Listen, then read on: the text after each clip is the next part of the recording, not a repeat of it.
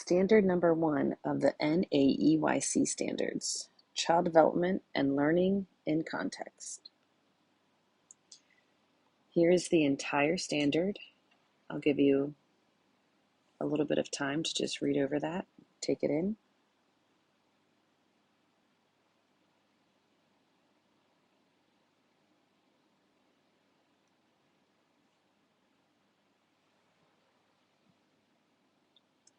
All right, let's break this down into the individual areas. So the first one, the educators are grounded in an understanding of the developmental period from early childhood and birth through age 8 across developmental domains. So your developmental periods, if you think way back to child development, we have infancy, toddlers, preschoolers, and then school age is what takes you up to age 8. So the developmental domains, I want you to remember PIES, also from child development: physical, intellectual, emotional, and social. So when you're teaching kids, you have an understanding of how kids grow and learn throughout the different stages. That's what this means. These educators understand each child has an individual, unique developmental variation. So when you think about you and your siblings, you are each similar, okay? Think about kids in your class, you're all similar, but you all have your own variations. Every person is different. No two people are alike.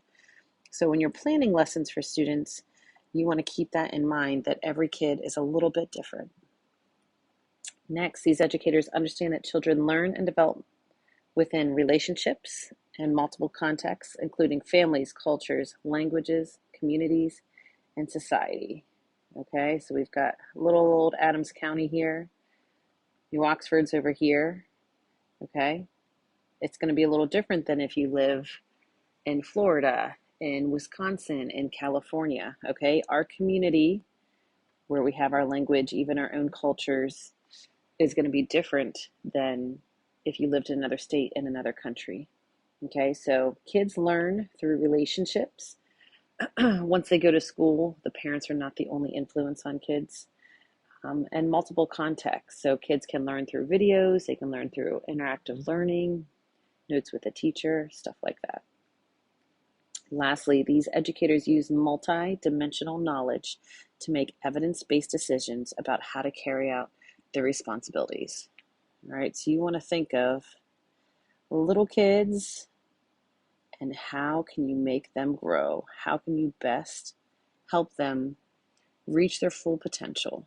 You want to use evidence-based decisions, so not just, oh, I think I'll teach math this way. What does the evidence, what does data show is best for helping kids learn math, learn reading, stuff like that. And your main job as a teacher is teaching kids, helping them reach their full potential. And how can you do that? What responsibilities do you have as a teacher to make that happen?